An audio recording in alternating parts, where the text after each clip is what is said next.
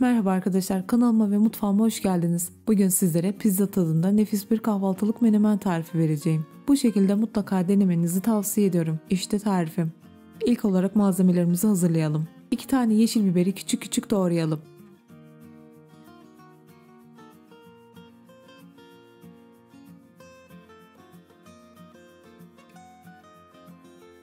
Sucuğumuzu da küçük küçük doğrayalım.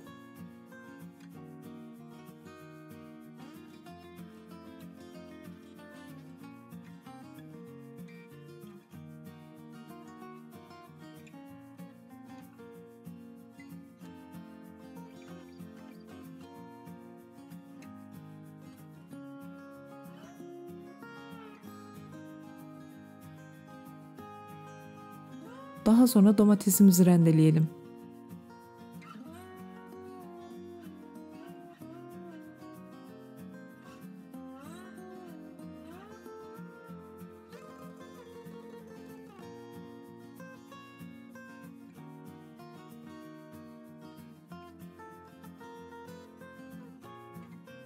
Evet arkadaşlar, menemenimizin yapımına geçebiliriz. Tavaya 2 yemek kaşığı kadar sıvı yağ ve doğradığımız yeşil biberi alalım. Biraz kavuralım.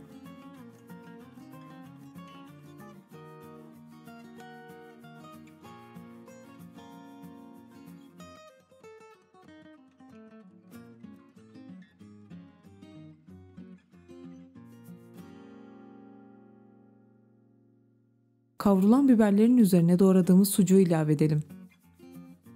Kavurmaya devam edelim.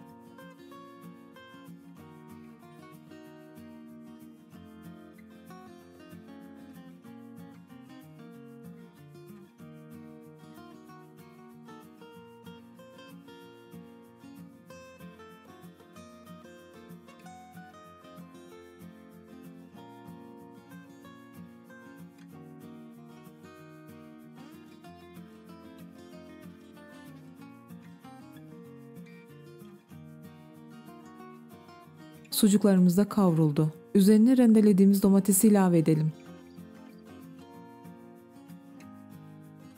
Şöyle bir karıştıralım.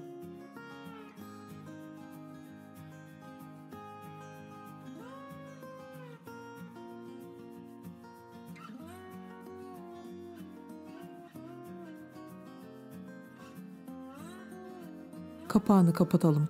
Arada karıştırarak domateslerin pişmesini sağlayalım.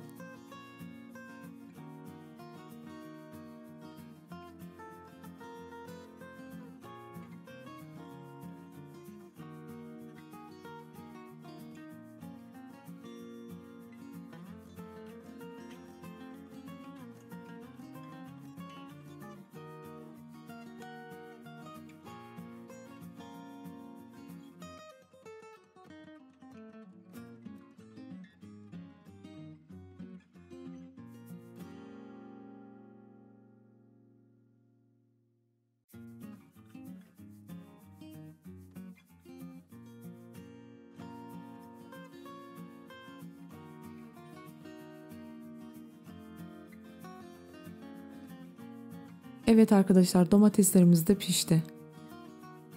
Üzerine 1 yemek kaşığı kadar doğranmış zeytin ekleyelim. Karıştıralım.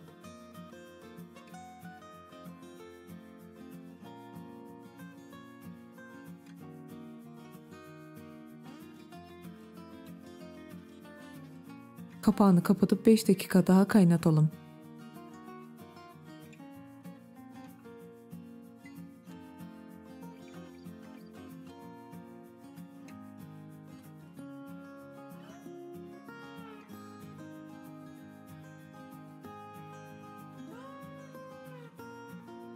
Evet arkadaşlar, menemenimizin yumurtası için küçük bir kasede 2 tane yumurta, tuz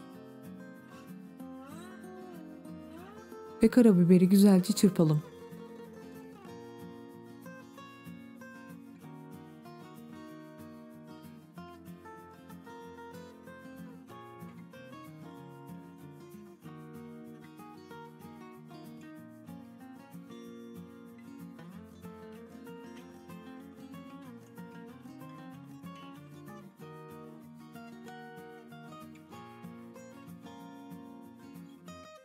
Daha sonra yumurtamızı dökelim ve dikkatli bir şekilde karıştıralım.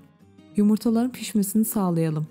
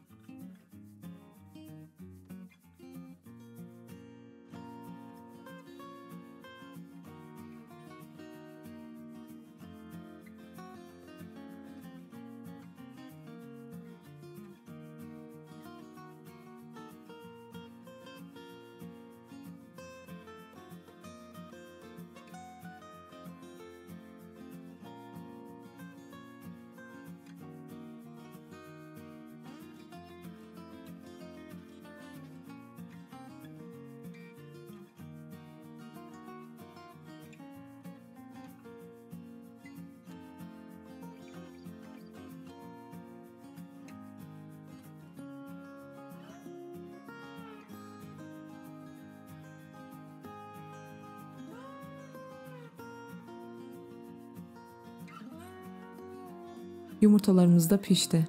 Son olarak üzerine rendelenmiş kaşar peyniri serpiştirelim.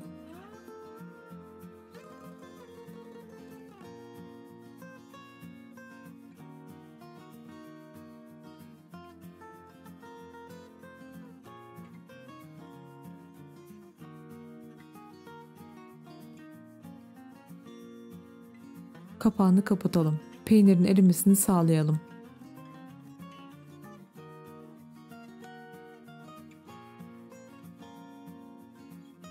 Evet arkadaşlar, kaşar peynirimiz de eridi. Ocağımızın altını kapatalım. Artık servis yapabiliriz. Deneyeceklere şimdiden afiyet olsun. Bana destek olmak için videomu beğenmeyi, kanalıma abone olmayı unutmayın. Bir sonraki birbirinden lezzetli tariflerde görüşmek üzere. Hoşça kalın.